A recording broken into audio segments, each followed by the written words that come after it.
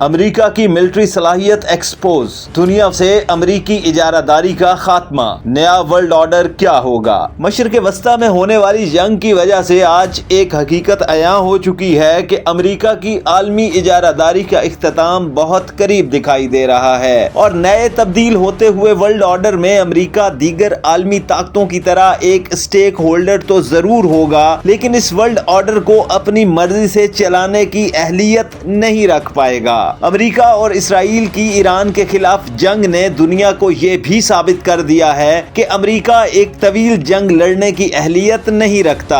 امریکہ کی military power کی کمزوریاں بھی دنیا کے سامنے مکمل طور پر عیاں ہو چکی ہیں۔ امریکہ کی ایران کے خلاف ملٹری کارروائی تقریباً 3 ہفتے سے جاری ہے، لیکن امریکہ اپنے ملٹری اہداف حاصل کرنے میں ناکام ہو چکا ہے۔ لیکن یہ بھی دیکھنا ہوگا کہ ایران کب تک اسرائیلی اور امریکی بمباری برداشت کر سکتا ہے۔ ایران کے بیرونی اتحادی طاقتیں کس قسم کی مدد جاری رکھ سکیں گی، اور سب سے اہم بات، واشنگٹن کب تک ایران کے خلاف کارروائی جاری رکھ سکے گا۔ البتہ ایک بات واضح ہو چکی ہے کہ ایران نے امریکہ اور اسرائیل کی توقعات سے بھی بہتر پرفارم کیا ہے۔ جہاں تک بات رہی امریکی دفاعی صلاحیت کی، تو اس وقت امریکہ کے لیے ایک طویل جنگ کو برداشت کرنا بھی ممکن نہیں رہا۔ امریکہ کے اسلحے کے سٹاکس خطرناک حد تک گر چکے ہیں۔ فائنینشل ٹائمز کی رپورٹ میں یہ بھی انکشاف کیا گیا تھا کہ امریکی ملٹری نے 2 ہفتوں سے بھی کم عرصے میں طویل فاصلے تک مار کرنے والے ٹوما ہاک میزائلوں سمیت دفاعی نظام کے انٹرسیپٹر میزائلوں کا کئی سالوں کا ذخیرہ ختم کر دیا ہے۔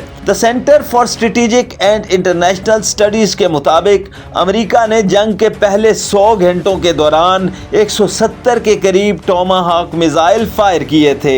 یہ وہی میزائل ہیں جن کو امریکی دفاعی اسٹریٹجی میں خاصی اہمیت دی جاتی ہے۔ میزائلز کا سٹاک ختم ہونے کا مطلب یہ ہوا کہ امریکہ جنگ جاری رکھنے اور اپنا دفاع کرنے کے قابل نہیں رہے گا۔ رپورٹ میں یہ بھی بتایا گیا ہے کہ امریکی نیوی کے ٹوما ہاک میزائلوں کے سٹاک کو پورا کرنے کے لیے کئی سال بھی لگ سکتے ہیں۔ ہاں، یہ بھی کہا جا سکتا ہے کہ اس جنگ کا جب بھی اختتام ہوگا تو اس کے کئی سال بعد تک امریکہ ایک بڑی نہ ختم ہونے والی جنگ کا حصہ بننے کے قابل نہیں رہے گا۔